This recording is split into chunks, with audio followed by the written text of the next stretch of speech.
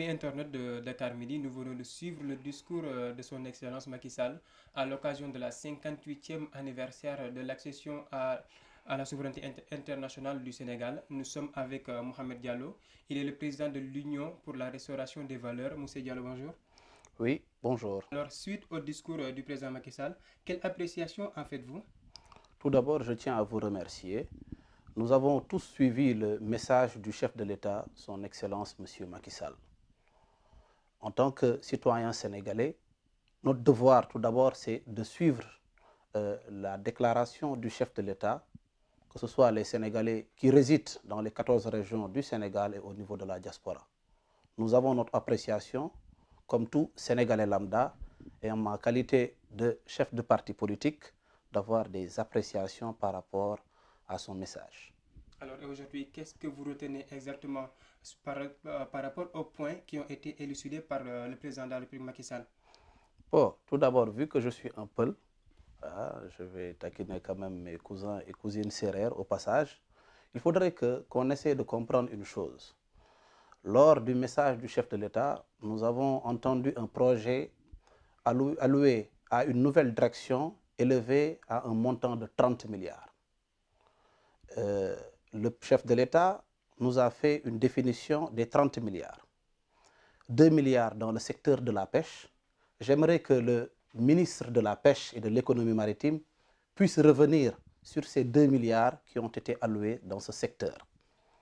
Car, étant donné que l'autorité, le chef suprême des armées a parlé de 2 milliards dans le secteur de la pêche, il serait bien que les gens puissent comprendre que ces 2 milliards doivent être alloués à l'économie maritime, soit aux produits halieutiques, aux mareyeurs ou aux femmes transformatrices. Donc ça, c'est un secteur que nous maîtrisons. Il serait bien que l'autorité puisse nous dire ce qu'il en est. Et ça, c'est le domaine du ministre en charge de l'économie maritime, de la pêche et des transports maritimes.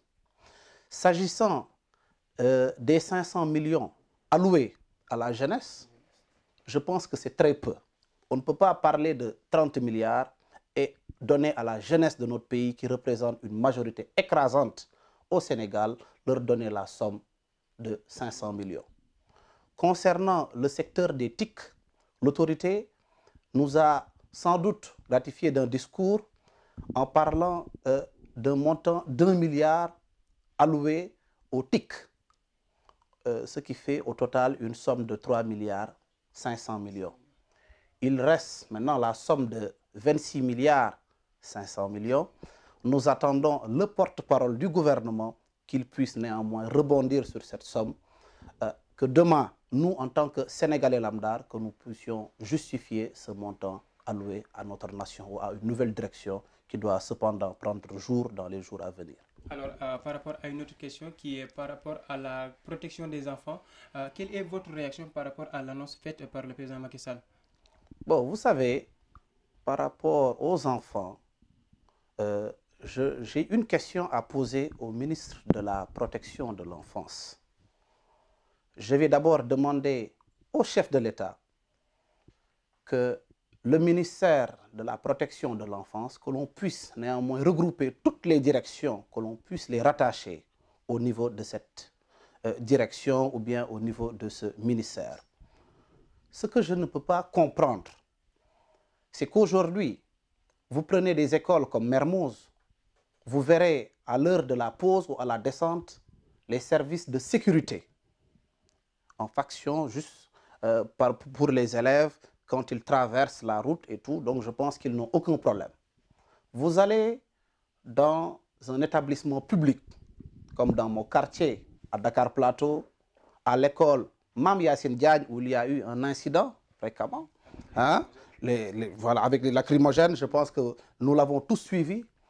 Vous allez à Tambacounda, à Makakolibantan, c'est des zones où il n'y a presque aucune sécurité.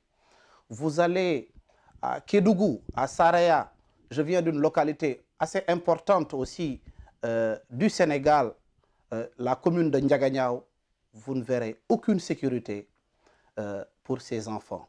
Donc, ce que je vais demander, ça c'est un souhait que je demande au chef de l'État, mais aussi au ministre de l'Intérieur qui a en charge la sécurité publique ainsi que la sécurité de l'intérieur du territoire.